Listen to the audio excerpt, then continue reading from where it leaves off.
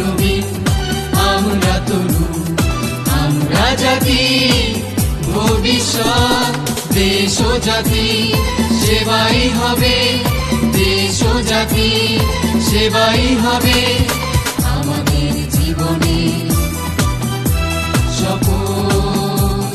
শিক্ষা, নৈতিকতা, মানবতা, দেশপ্রেম আমাদের চলার নীতি, আমাদের চলার নীতি। এটাই মজিদ জরিনা ফাউন্ডেশন স্কুল কলেজের মূলনীতি। বিসমিল্লাহির রহমানির রহিম। Majid Zarina foundation school and college কর্তৃক আয়োজিত আজকের 10ম শ্রেণীর প্রথম পর্বের অনলাইন ক্লাসে প্রিয় শিক্ষার্থী, তোমাদের সবাইকে স্বাগতম। আসসালামু আলাইকুম প্রিয় অভিভাবকবৃন্দ, আপনারা যে যেখান থেকে আমাকে শুনতে পাচ্ছেন। আপনার সন্তান লেখাপড়ার জন্য আপনার অনলাইন যে ব্যবস্থাটা Majid Zarina foundation school and college সুযোগ করে দিচ্ছে। প্রিয় অভিভাবকবৃন্দ, আপনারা আপনার সন্তানের লেখাপড়ার ব্যাপারে সর্বাধিক গুরুত্ব দিয়ে বাচ্চাদের অনলাইন ক্লাসের সহযোগিতা করুন। প্রিয় শিক্ষার্থী বন্ধুরা, তোমরা কেমন আছো? আশা করি ভালোই আছো। আমি কথা বলছি Monirul Islam, Majid Zarina foundation school and college, প্রভাষক বাংলা। প্রিয় শিক্ষার্থী বন্ধুরা, আজকে তোমাদের বাংলা ব্যাকরণ অংশের 3য় অধ্যায়ের 6ষ্ঠ পরিচ্ছেদের সমাস, একাদশ পরিচ্ছেদের শব্দের শ্রেণীবিভাগ এবং 4র্থ অধ্যায়ের 7ম পরিচ্ছেদের কারক ও বিভক্তির নৈর্ব্যক্তিক কোশ্চেন নিয়ে তোমাদের আজকের এই ক্লাস অনুষ্ঠিত হবে। প্রিয় শিক্ষার্থী বন্ধুরা, তোমাদের 10টি ক্লাসের মধ্যে আজ তোমাদের 8ম ক্লাস। প্রিয় শিক্ষার্থী বন্ধুরা, তোমাদের এই সমাসের ক্লাসগুলো আমরা নিয়েছিলাম, সেখান থেকে কেউ অংশ তোমাদের আবারও তোমাদের শোনাচ্ছি এবং দেখাচ্ছি। সমাসের পরিভাষা: ব্যাসবাক্য বা বিগ্রহ বাক্য বা সমান পদ যে বাক্যাংশকে সংক্ষিপ্ত করে সমস্ত পদ বা সমস্ত পদ তৈরি করে, সমাসবদ্ধ পদ তৈরি করে, তাকে বলা হয় ব্যাসবাক্য বা বিগ্রহ বাক্য বা সমাস বাক্য। সমস্ত পদ বা সমাসবদ্ধ পদ ব্যাসবাক্যকে সংক্ষিপ্ত করে সমাসবদ্ধ পদ তৈরি করা হয়। ব্যাসবাক্য: বিলেত থেকে ফেরত, সিংহ চিহ্নিত আসন এবং গায়ে হলুদ দেওয়া হয় যে অনুষ্ঠানে। শিক্ষার্থী বন্ধুরা, বিলেত ফেরত, বিলেত ফেরত, বিলেত থেকে ফেরত সমস্ত পদ হবে বিলাত ফেরত। সিংহ চিহ্নিত আসন, সিংহাসন হচ্ছে সমস্ত পদ। গায়ে হলুদ দেওয়া হয় যে অনুষ্ঠানে, এর সমস্ত পদ হবে গায়ে হলুদ। প্রিয় শিক্ষার্থী, তোমাদের সমাসের আরেকটি অংশ আমরা দেখাচ্ছি। সমস্ত পদের 2টি অংশ, পূর্বপদ এবং পরপদ বা উত্তরপদ। এখানে ব্যাসবাক্য হচ্ছে বিলাত থেকে ফেরত এবং সমস্ত পদ হচ্ছে বিলাত ফেরত। সেগুলোর বিচার বিশ্লেষণ করে সমস্ত পদকে যে পূর্বপদ এবং পরপদের বিষয়টি দেখানো হচ্ছে এখানে। বিলাত পূর্বপদ, ফেরত পরপদ বা উত্তরপদ। সিংহাসনের সিংহ পূর্বপদ, পরপদ আসন। পূর্বপদ গায়ে, পরপদ হলুদ। এখানে সমস্ত পদ ছিল গায়ে হলুদ। প্রিয় শিক্ষার্থী, তোমাদের পূর্ববর্তী যে ক্লাসের সমাসের নিয়ে আলোচনা করা হয়েছে, আমি জানি তোমাদের সেই ক্লাসগুলো খুব মনোনিবেশ করেছিলে, গুরুত্বের সাথে দেখেছিলে। এই কারণে আমি এখানে কিয়দ অংশ তোমাদের তুলে ধরেছি। এখন আমরা সরাসরি চলে যাব তোমাদের নৈর্ব্যক্তিক প্রশ্নে। নৈর্ব্যক্তিক প্রশ্নের প্রথম প্রশ্ন হচ্ছে, হাসাহাসি কোন সমাস? ব্যতিহার বহুব্রী, ব্যতিকরণ বহুব্রী, নং তৎপুরুষ সমাস না মধ্যপদলোপী বহুব্রী সমাস? প্রিয় শিক্ষার্থী, তোমাদের হাসিতে হাসিতে যে কাজ বা কর্ম, সেটা হচ্ছে হাসাহাসি। এটা হচ্ছে ব্যতিহার বহুব্রী সমাস। প্রিয় শিক্ষার্থী বন্ধুরা, তোমাদের সমাস যে পূর্ববর্তী যে ক্লাসগুলো হয়েছিল, এখানে এমসিকিউর জন্য আমরা সেখান থেকেই সেই অংশগুলো আমরা সন্নিবেশ করেছি। প্রিয় শিক্ষার্থী, তোমাদের দ্বিতীয় প্রশ্ন হচ্ছে প্রগতি কোন সমাসের উদাহরণ? তোমাদের উত্তর একদম সঠিক হচ্ছে ঘ অর্থাৎ প্রাদি সমাস।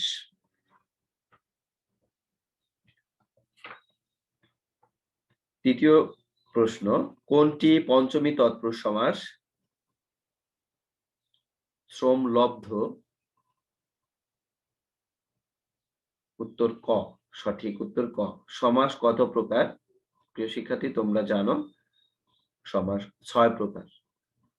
উত্তর হবে খ। চিরসুখী, চিরকাল ব্যাপিয়া সুখী,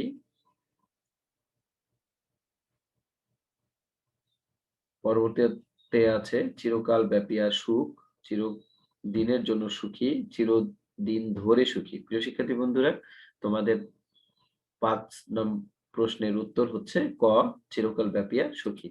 প্রিয় শিক্ষার্থী, 6 নম্বর প্রশ্ন হচ্ছে কর্মধারয় সমাসে কোন পদ প্রধান? পূর্বপদ, উভয়পদ, অন্যপদ বা পরপদ? প্রিয় শিক্ষার্থী, পরপদের অর্থই প্রাধান্য থাকে, সেটা হচ্ছে কর্মধারয় সমাস। সমাসের রীতি বাংলায় এসেছে কোন ভাষা থেকে? সংস্কৃত ভাষা থেকে, ভাষা রীতি থেকে সমাসের প্রবর্তন হয়েছে। কোনটিতে উপমা বা উপমেয়ের মধ্যে অভিন্ন কল্পনা করা হয়? প্রিয় শিক্ষার্থী, তোমরা জানো রূপক কর্মধারয় সমাসে উপমান এবং উপমেয়ের মধ্যে অভিন্ন কল্পনা করা হয়। প্রিয় শিক্ষার্থী, তোমাদের এই নৈবেদিক প্রশ্নের ক্ষেত্রে বিচার বিশ্লেষণ করে আমরা যে ক্লাসগুলো দেখেছি, বারবার বলছি আমি, সেই ক্লাসগুলো দেখলেই তোমাদের এই এমসিকিউ গুলো আরো পড়তে আরো সহজ হবে। প্রিয় শিক্ষার্থী, আমরা পরবর্তী ধাপে চলে যাচ্ছি। দ্বিগু সমাসকে অনেক ব্যাকরণবিদ কোন সমাসের অন্তর্ভুক্ত করেছেন? প্রিয় শিক্ষার্থী, তোমাদের সমাস ব্যাকরণের যে বই, বোর্ড বই, ব্যাকরণ বই রয়েছে, সেই বইয়ের 61 পৃষ্ঠায় তোমাদের এই প্রশ্নের উত্তর রয়েছে।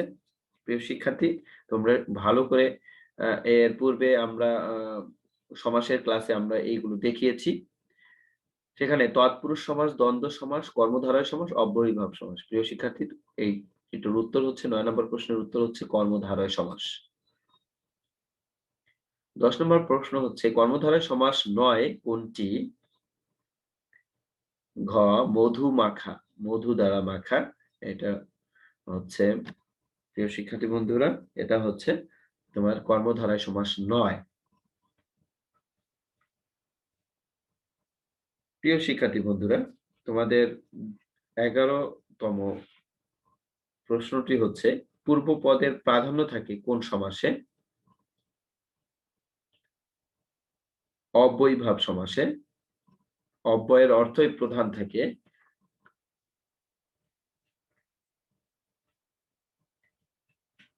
প্রিয় শিক্ষার্থী, তোমাদের 12 নম্বর প্রশ্ন হচ্ছে যে সমাসে প্রত্যেকটি সমসমান পদের অর্থের প্রাধান্য থাকে তাকে হচ্ছে দ্বন্দ্ব সমাস। এখানে দ্বন্দ্ব দয় ব হবে, প্রিন্টিং মিস্টেক হচ্ছে। প্রিয় শিক্ষার্থী বন্ধুরা, 13 নম্বর প্রশ্ন হচ্ছে চাঁদ মুখের ব্যাস বাক্য কোনটি? চাঁদের ন্যায় মুখ। দ্বিগু সমাস নিষ্পন্ন পদটি কোন পদ হয়? বিশেষ্য পদ। 80-20, 80-তে 20, এটি হচ্ছে ব্যাধিকরণ বহুব্রী সমাস। প্রিয় শিক্ষার্থী বন্ধুরা, তোমরা জানো যে বহুব্রী সমাসের পূর্বপদ এবং পরপদ কোনটির যদি বিশেষণ না হয় তবে সেটি হচ্ছে ব্যাধিকরণ। তাহলে 80-20 বিশেষ্য কোনো পদই বিশেষণ নয়, দুটিই বিশেষণ, সুতরাং এই ক্ষেত্রে এটি হচ্ছে ব্যাধিকরণ বহুব্রী সমাস। তৃতীয় তৎপুরুষ সমাসের সমস্ত পদ কোনটি? প্রিয় শিক্ষার্থী, তোমাদের তৃতীয়, তোমরা জানো এখানে গা দিয়ে ঢাকা, গা ঢাকা, তাল দিয়ে কানা, তাল কানা, মন দিয়ে গড়া, মন গড়া, দেশের সেবা, দেশ সেবা, এখানে মন দিয়ে গড়া অর্থাৎ মন দ্বারা গড়া 16 নম্বর প্রশ্নের উত্তর হচ্ছে গ। রূপক কর্মধারয় সমাসের ব্যাস বাক্যে কোনটি থাকে? প্রিয় শিক্ষার্থী, তোমাদের তোমরা জানো রূপক কর্মধারয় সমাস কল্পনা করা হয় এই কারণে ন্যায় শব্দটি মধ্যে থাকে। তাহলে 17 নম্বর প্রশ্নের উত্তর হচ্ছে ঘ অর্থাৎ ন্যায়। প্রিয় শিক্ষার্থী, আমরা পরবর্তী শব্দের শ্রেণী বিভাগে চলে যাচ্ছি। তোমরা জানো গঠন অনুসারে শব্দের শ্রেণীবিভাগ, উৎস অনুসারে শব্দের শ্রেণীবিভাগ এবং অর্থ অনুসারে শব্দের শ্রেণীবিভাগ ৩টি ক্যাটেগরিতে শব্দের শ্রেণীবিভাগ রয়েছে। প্রথমটিতে হচ্ছে গঠন অনুসারে শব্দ ২ প্রকার, মৌলিক এবং সাধিত শব্দ। প্রিয় শিক্ষার্থী, মৌলিক শব্দ হচ্ছে যে সকল শব্দসমূহকে ভাঙা যায় না বা আলাদা করা যায় না তাদেরকেই মৌলিক শব্দ বলা হয়। যেমন গোলাপ। প্রিয় শিক্ষার্থী, সাধিত শব্দ যে সকল শব্দসমূহকে ভেঙে আলাদা করা যায় বা বিশ্লেষণ করা যায় তাকেই সাধিত শব্দ বলে। সাধিত শব্দ ৩ ভাবে গঠিত হয়ে থাকে: সমাসবদ্ধ পদ, প্রত্যয় যোগে এবং উপসর্গ যোগে। প্রিয় শিক্ষার্থী, এই শব্দের শ্রেণীবিভাগ নিয়ে আমরা পূর্ববর্তী ক্লাসে আলোচনা করেছি। সেই ক্লাসটা দেখে তোমরা এই ক্লাসে অংশগ্রহণ করবে। প্রিয় শিক্ষার্থী বন্ধুরা, তোমাদের সমাসবদ্ধ হয়ে সাধিত শব্দের গঠনটা তোমরা জানো। যে শব্দ সমাসবদ্ধ হয়ে গঠিত হয় তাদেরকে সমাসবদ্ধ সাধিত শব্দ বলে। উপসর্গ সাধিত, উপসর্গ যোগে যেসব শব্দ বা শব্দাংশ শব্দের পূর্বে বসে, সেসব বর্ণ বা বর্ণ সমষ্টি শব্দের পূর্বে বসে নতুন শব্দ বা শব্দের সম্প্রসারণ সংকোচন ঘটায় তাকেই উপসর্গ বলে। এরূপ প্রশাসন, গড়মিল, প্রভাত ইত্যাদি। প্রিয় শিক্ষার্থী বন্ধুরা, তোমাদের অর্থগত শ্রেণীবিভাগ তোমরা আগেই জেনেছো। আমি আবার দেখাচ্ছি। যৌগিক শব্দ, রূঢ় বা রূঢ়ি শব্দ, যোগ রূঢ় শব্দ। প্রিয় শিক্ষার্থী, যে সকল শব্দের ব্যুৎপত্তিগত অর্থ এবং ব্যবহারিক অর্থ অর্থাৎ উৎপত্তিগত যে অর্থ থাকবে সেই অর্থ ব্যবহার করা হয় একই অর্থ, সেটাই হচ্ছে যৌগিক শব্দ। যেমন গই যোগ অক বা নক, অক হবে যে গান করে, গই হচ্ছে গান। তাহলে এর ব্যুৎপত্তিগত অর্থ হচ্ছে গান। তাহলে যিনি গান করেন তাহলে ব্যবহারিক অর্থ একই দাঁড়ায়। এরূপ মধু যোগ র মধুর। প্রিয় শিক্ষার্থী, এরকম আরেকটি ৫টি শব্দ তোমরা লিখেছিলে। যে সকল শব্দ প্রত্যয় বা উপসর্গ যুক্তে মূল শব্দের অনুগামী না হয় অন্য আরেকটি বিশিষ্ট অর্থ প্রকাশ করে তাকে রূঢ় শব্দ বলে। এরূপ হস্তি যোগ ইন, হস্তি, হাত যোগ ইন, হস্তি। প্রিয় শিক্ষার্থী, হাত আমাদের একটি অঙ্গ। ইন প্রত্যয় যুক্ত হয়ে হাতি একটি বিশিষ্ট অর্থ প্রকাশ করেছে। অর্থের অনুগামী না হয়ে অন্য আরেকটি বা ভিন্ন অর্থ বা বিশিষ্ট অর্থ প্রকাশ করেছে। এটি হচ্ছে রূঢ় শব্দ বা রূঢ়ি শব্দ। প্রিয় শিক্ষার্থী, যোগ রূঢ় শব্দ হচ্ছে সমাস নিষ্পন্ন হয়ে যে সকল শব্দ সম্পূর্ণভাবে সমসমান পদ সমূহের অর্থের অনুগামী না হয়ে অন্য বিশিষ্ট অর্থ প্রকাশ করে। যেমন পঙ্কজ, পঙ্কে জন্মে যা, পঙ্কে অর্থাৎ কাদায় বিভিন্ন উদ্ভিদ জন্মে, যেমন শৈবাল, শালুক, পদ্মফুল ইত্যাদি। কিন্তু পঙ্কজ শব্দটি একমাত্র পদ্ম ফুলের অর্থেই ব্যবহৃত হয় বলে এই পঙ্কজ শব্দটি যোগ রূঢ়। তাহলে অর্থের অনুগামী না হয়ে অন্য বিশিষ্ট একটি যেকোনো একটি অর্থ প্রকাশ করে। প্রিয় শিক্ষার্থী, যোগ রূঢ় শব্দ আমরা জেনে গেলাম। এছাড়াও অর্থ অনুসারে, উৎস অনুসারে শব্দের শ্রেণীবিভাগ ৫টি আমরা প্রথম ব্যাকরণের প্রথম অধ্যায়ে আমরা এগুলো শিখেছিলাম। ইতিপূর্বে আমি শব্দের শ্রেণীবিভাগ ক্লাসেও আমি তোমাদেরকে দেখিয়েছিলাম। প্রিয় শিক্ষার্থী, এই বিষয়ে সামান্য আমি এখনই একটু আলোচনা করছি। তৎসম শব্দ হচ্ছে সংস্কৃত শব্দের সমমান, অর্থাৎ সংস্কৃত শব্দ থেকে সরাসরি যেসব শব্দ বাংলা ভাষায় এসেছে তাকে তৎসম শব্দ বলা হয়, যেমন গোলা। তদ্ভব শব্দ, যেসব শব্দ সংস্কৃত শব্দ থেকে অর্থাৎ সংস্কৃত শব্দ থেকে উৎপন্ন হয়ে বাংলা ভাষায় সম্পূর্ণ পরিবর্তন হয়ে এসেছে তাকে তদ্ভব শব্দ বলে। অর্ধ তৎসম শব্দ হচ্ছে যেসব শব্দ সংস্কৃত শব্দ থেকে কিঞ্চিত পরিবর্তিত হয়ে বাংলা ভাষায় এসেছে তাকে তৎসম, অর্ধ তৎসম শব্দ বলা হয়। প্রিয় শিক্ষার্থী, যেমন জ্যোৎস্না, জ্যোৎস্না অর্ধ তৎসম শব্দ। দেশি শব্দ, যেসব শব্দ আদিম অধিবাসীদের আমাদের বাংলা ভাষা, বাংলাদেশের আদিম অধিবাসীদের ভাষা এবং সংস্কৃতির কিছু উপাদান বাংলায় রক্ষিত রয়েছে, এগুলোই হচ্ছে দেশি ভাষা হিসেবে আমাদের শব্দভান্ডারে এসেছে। বিদেশি শব্দ হচ্ছে রাজনৈতিক এবং ধর্মীয় এবং সংস্কৃতিগত বাণিজ্যিক কারণে বাংলাদেশের বিভিন্ন দেশ থেকে আগত ভাষাভাষী মানুষের যেসব শব্দগুলো আমাদের বাংলা ভাষায় স্থান করে নিয়েছে, সেইগুলোই হচ্ছে বিদেশি শব্দ। প্রিয় শিক্ষার্থী বন্ধুরা, আমরা সরাসরি চলে যাচ্ছি এখন শব্দের শ্রেণীবিভাগের নৈর্ব্যক্তিক প্রশ্নে। প্রিয় শিক্ষার্থী, গঠন অনুসারে শব্দকে কয়টি শ্রেণীতে বিভক্ত করা যায়? প্রিয় শিক্ষার্থী, আজকের উত্তর হচ্ছে, একের উত্তর হচ্ছে খ, অর্থাৎ ৩ প্রকার। হস্তি অর্থগত ভাবে কোন শব্দ? প্রিয় শিক্ষার্থী, এটা হচ্ছে রুড়ি শব্দ। কারণ হাত যোগ ইন উৎপত্তিগত শব্দের অর্থের অনুগামী না হয়ে ভিন্ন বিশিষ্ট একটি অর্থ প্রকাশ করায় এটি হচ্ছে রুড়ি শব্দ। জলধি যোগ রূঢ় শব্দের কোন অর্থ প্রকাশ করা হয়? প্রিয় শিক্ষার্থী বন্ধুরা, জল রাখার পাত্র নাকি সমুদ্র? এখানে জলধি শব্দের অর্থ হচ্ছে সমুদ্র। এটি একটি যোগ রূঢ় শব্দ। প্রিয় শিক্ষার্থী, সন্দেশ শব্দটির প্রকৃতি এবং প্রত্যয়গত অর্থ কোনটি হবে? প্রিয় শিক্ষার্থী, আজকের উত্তর হচ্ছে, প্রিয় শিক্ষার্থী, আজকের উত্তর হচ্ছে গ, ৪ সংবাদ। সন্দেশ শব্দটির প্রকৃতি এবং প্রত্যয়গত অর্থ হচ্ছে সংবাদ। প্রিয় শিক্ষার্থী, ৩ প্রকার দৃষ্টিকোণ থেকে শব্দের শ্রেণীবিভাগ করা হয়, তা হলো উৎপত্তিমূলক, গঠনমূলক এবং অর্থমূলক। প্রিয় শিক্ষার্থী, আজকের ৫ নম্বর উত্তর হচ্ছে ক, কোন শব্দকে বিশ্লেষণ করা যায় না? মৌলিক শব্দকে।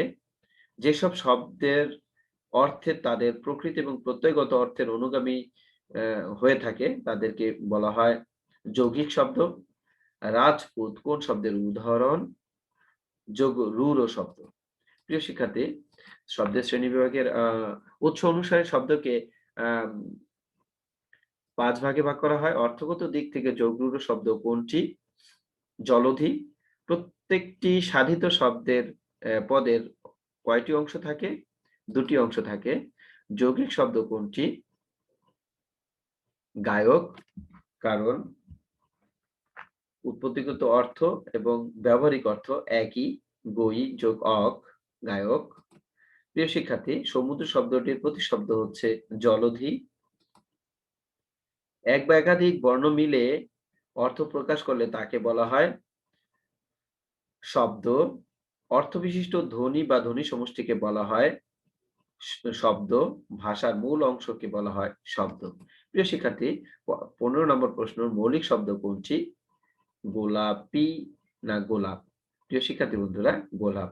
কারণ এই শব্দটাকে আর ভাঙা যায় না। প্রত্যেকটি শব্দকে ভাঙা যায়, কিন্তু গোলাপ ভাঙা যায় না। গই যোগ অ, গায়ক, গোলাপ যোগ ই, গোলাপি। প্রিয় শিক্ষার্থী বন্ধুরা, কোনটি সাধিত শব্দ? ঢাকাই, গ নাম্বার প্রশ্ন। প্রিয় শিক্ষার্থী, আমরা পরবর্তী টপিক চলে গেলাম। কারক চেনার সহজ উপায়। কারক আমরা জানি, আমরা পূর্ববর্তী ক্লাস করেছিলাম। এই কারণে আমরা সহজীকরণ করার লক্ষ্যে আমরা এই ৪ টা দিয়েছি। যে কর্তৃকারক চেনার উপায় হচ্ছে কে বা কারা বা কি দিয়ে প্রশ্ন করলে ক্রিয়াকে, তাহলে উত্তর যে উত্তর পাওয়া যাবে সেটা হচ্ছে কর্তৃকারক। এরূপ কি কাকে দিয়ে প্রশ্ন করলে কর্মকারক, কিভাবে, কি উপায়ে, কিসের দ্বারা প্রকাশ করলে করণকারক, কাদের ভক্তি বা ধর্ম বা সত্য, দান ত্যাগ করলে সম্প্রদান কারক, কোথা থেকে কোথা হতে প্রশ্ন করলে অপাদান কারক, কখন এবং কোথায় প্রশ্ন করে উত্তর পেলে অধিকরণ কারক। প্রিয় শিক্ষার্থী, কারক তোমরা জানো ৬ প্রকার: কর্তৃকারক, কর্মকারক, করণকারক, সম্প্রদান কারক, অপাদান কারক, অধিকরণ কারক। প্রিয় শিক্ষার্থী, একটি বাক্যের মধ্যে আমরা ৬ টি কারকের উদাহরণ আমরা এখন দেখব। সাবেক আইজিপি স্যার প্রতি বছর মজিদ জৈন ফাউন্ডেশন থেকে নিজ হাতে কৃতী শিক্ষার্থীদের বৃত্তি দিতেন। বাক্যটিতে ক্রিয়াপদ হলো হচ্ছে দিতেন। তাহলে আমরা প্রশ্ন করব ক্রিয়াকেই, অর্থাৎ দিতেন কে প্রশ্ন করব। তাহলে এসো আমরা প্রশ্ন করি, কে দিতেন? উত্তর হচ্ছে সাবেক আইজিপি স্যার। তাহলে এটা কর্তৃকারক। কে দিয়ে প্রশ্ন করলে উত্তর পেলেই কর্তৃকারক। কি দিতেন? বৃত্তি দিতেন। কি দিয়ে প্রশ্ন করলে উত্তর পেলে সেটি কর্মকারক। কিভাবে দিতেন? নিজ হাতে দিতেন, করণকারক। কাদের দিতেন? কৃতী শিক্ষার্থীদের দিতেন, সম্প্রদান কারক। সত্য ত্যাগ করে দিতেন। কোথা থেকে দিতেন? মসজিদ জৈন ফাউন্ডেশন থেকে দিতেন, অপাদান কারক। কখন দিতেন? প্রতি বছর, অধিকরণ কারক। প্রিয় শিক্ষার্থী, আমরা জেনে গেলাম কারক চেনার উপায়গুলো। এখন আমরা কারক ও বিভক্তির সরাসরি নৈর্ব্যক্তিক প্রশ্ন উত্তরে চলে যাচ্ছি। কারক নির্ণয়ের সহজ উপায় হলো ক্রিয়াকে প্রশ্ন করা। ২ এর প্রশ্ন হচ্ছে, উদ্দিষ্ট বস্তু যদি সমগ্র আধার ব্যাপ্ত করে বিরাজ থাকে তাকে বলা হয় আধার অধিকরণ কারক। কোন আধার অধিকরণ কারক বলে? উত্তর হচ্ছে অভিব্যাপক। সমগ্র বস্তুটি যদি সমগ্র আধার ব্যাপ্ত করে থাকে, নদীতে পানি আছে, সমগ্র জুড়েই থাকবে, তাহলে এটা হচ্ছে অভিব্যাপক। কোনটি করণ কারকের শূন্য বিভক্তির উদাহরণ? গ. পাখিকে ঢিল মারলে কেন? অন্ধজনে দেহ আলো নিম্নলিখিত পদটি কোন কারকে কোন বিভক্তি? গ হচ্ছে সম্প্রদান কারকে সপ্তমী বিভক্তি। অন্ধজনে এ হচ্ছে সপ্তমী বিভক্তি। আমারে তুমি করিবে ত্রাণ, এই বাক্যটিতে আমারে পদটি কোন কারকে কোন বিভক্তি? কর্মে দ্বিতীয়া। কাকে ত্রাণ করিবে? আমাকে, কর্ম বিভক্তি।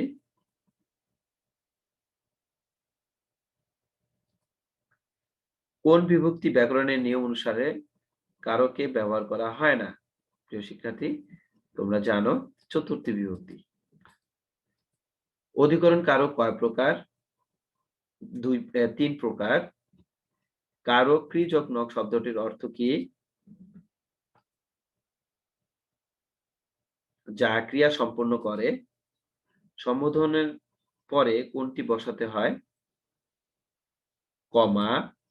বাক্যের প্রতিটি শব্দের সঙ্গে অন্য সাধনের জন্য যে সকল বর্ণ যুক্ত হয় তাদেরকে কি বলে? বিভক্তি। সৎ পাত্রে কন্যা দাও। সৎ পাত্র শব্দটিতে পদটিতে কোন কারকে কোন বিভক্তির প্রয়োগ হয়েছে? প্রিয় শিক্ষার্থী, তোমরা জানো যে এটা করণের সপ্তমী। সৎ পাত্রে।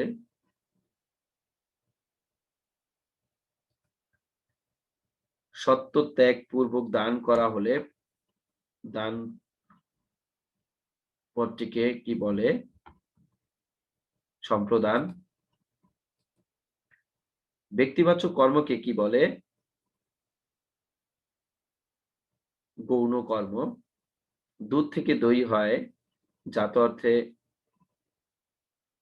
না গৃহীত অর্থে? না আরম্ভ না বিচ্যুতি? প্রিয় শিক্ষার্থী, গৃহীত অর্থে। প্রিয় শিক্ষার্থী বন্ধুরা, তোমাদের আজকের যে এমসিকিউ গুলো আলোচনা করা হলো, অর্থাৎ নৈর্ব্যক্তিক প্রশ্নোত্তর আলোচনা করা হলো, এখান থেকেই তোমাদের ২০ টি প্রশ্ন পরীক্ষাতে থাকবে। আমি আশা করি প্রিয় শিক্ষার্থী বন্ধুরা, তোমাদের এই ১০ টি ক্লাসের মধ্যে বাংলা ২য় পত্রে যে ৫ টি ক্লাস রয়েছে, সেই ৫ টি ক্লাসের মধ্য থেকে ২০ টি নৈর্ব্যক্তিক প্রশ্ন থাকবে। বাংলা সিলেবাস তোমাদের ওয়েবসাইটে তো অবশ্যই দেয়া আছে, সেটি দেখে নিবে। প্রিয় শিক্ষার্থী, তোমাদের প্রথম ইভ্যালুয়েশন টেস্ট পরীক্ষা অনুষ্ঠিত হবে 18ই ফেব্রুয়ারি 2021 খ্রিস্টাব্দে ইনশাআল্লাহ। এজন্য তোমাদের এই ক্লাসগুলো গুরুত্বের সাথে অনুশীলন করলেই শতভাগ নাম্বার পাবে ইনশাআল্লাহ। প্রিয় শিক্ষার্থী, তোমাদের প্রথম ইভ্যালুয়েশন টেস্টের যে 20 টি প্রশ্ন থাকবে এগুলো মনোযোগ সহকারে করবে এবং আমার ক্লাসগুলো আম প্রত্যেকটি ক্লাস গুরুত্বের সাথে, প্রত্যেকটি অংশ গুরুত্বের সাথে দেখে পাঠ্য বইয়ের সাথে অধ্যায়গুলো অনুশীলন করে তোমাদের এই প্রশ্নগুলো বারবার পড়বে, মনোযোগের সাথে পড়বে, তবেই তোমাদের ১০০ ভাগ প্রশ্ন অর্থাৎ ২০ এ ২০ পাওয়া সম্ভব হবে ইনশাআল্লাহ। প্রিয় শিক্ষার্থী বন্ধুরা, আজ আর নয়, তোমাদের ভালো এবং সুস্থ রাখার দোয়া কামনা করে এবং তোমার লেখাপড়ার উত্তরোত্তর বৃদ্ধির লক্ষ্যে তোমরা লেখাপড়া চালিয়ে যাবে সেই প্রত্যাশায় আমি বিদায় নিচ্ছি। আমি Monirul Islam, Majid Jain foundation school and college.